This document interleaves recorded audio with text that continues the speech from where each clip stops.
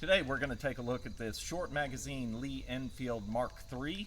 The rifle is clear, and this rifle is chambered in .303 Brit. I acquired this rifle back in the late 80s at a store called Rose's. They used to get surplus rifles and they would have them in bins, and you could dig through the bin, and I dug through, looked at the bores, and chose this one based on the condition that it was in compared to the others, and it just kind of spoke to me with the patina that it has. It's just a really neat rifle. In addition to that, this was my first center fire rifle that I ever had.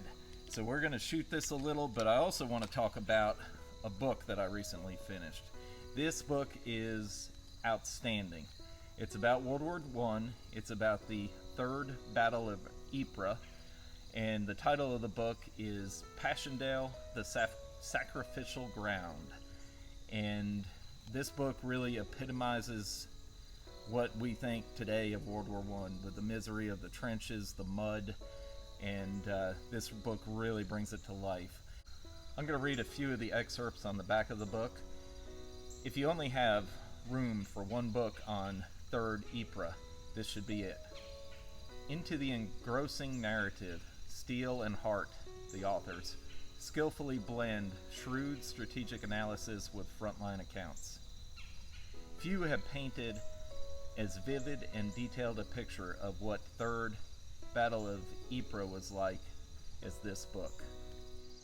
On 31 July 1917, British troops began their attempt to break out of the Ypres salient. The ensuing battle encompassed some of the most wretched conditions endured by any of the belligerent armies, and came to epitomize the futility and pathos of the whole First World War. In this new account, Steele and Hart intimately bind into their history the graphic and intensely moving words of the soldiers themselves. Rising above the din of battle, they give voice to the vanquished legions of men who fought and died at Passchendaele. Reading this book has given me new respect for this rifle and what the First World War was about, and especially the Battle of Passchendaele. There were men drowning in mud on a regular basis. Their friends would try and help them, and they risked the chance of being drug in and drown themselves. Sometimes they would have to leave their comrades right there and continue on towards the battle. Just heart-wrenching moments. The book is filled with it. The book looks at the battle from the British perspective, and it has accounts from the Prime Minister, Lloyd George, General Haig, and the men in the battlefields. It touches on the artillery and the importance of the artillery, and how difficult it was moving the huge guns around. Touches on the tank corps and how they were learning the tactics of using tanks. And there's one chapter where they have the tanks up on a ridge line, and they're just pulverized. They didn't know how to use them yet to their advantage. It talks about the aircraft. So they would use a moving barrage when the British troops were about to attack the Germans. And this barrage would last for hours of the artillery just moving forward a little bit at a time as the men would move forward. But in this, at the same time, there were airplanes flying along the battlefield, and they had to stay under the artillery shells in order to avoid getting shot themselves. Some of them did. This is just an amazing account of World War I.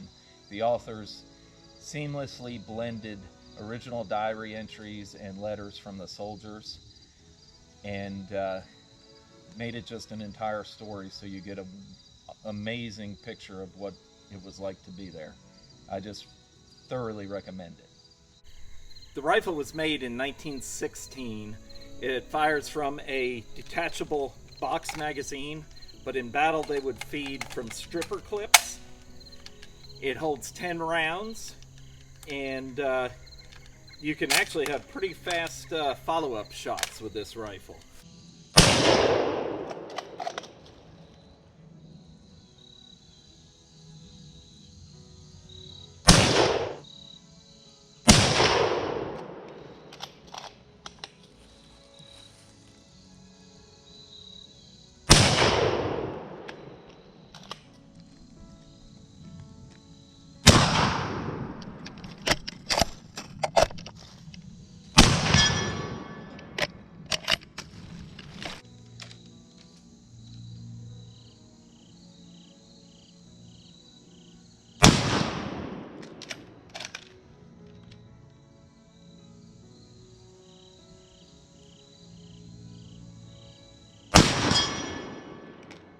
Nice.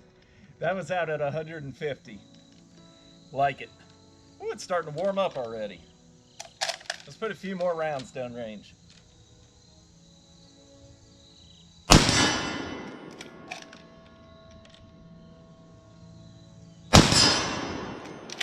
If you have an opportunity to read this book, I highly recommend it. The authors, Nigel and Peter Hart, they just did an amazing job. The book was published in the year 2000, and I hope you enjoyed this video, checking out the rifle, listening about the book. I can open this book to any page and find an original excerpt from a diary entry, and it just really does an amazing job of talking about the war and bringing it home. Thank you for watching the video.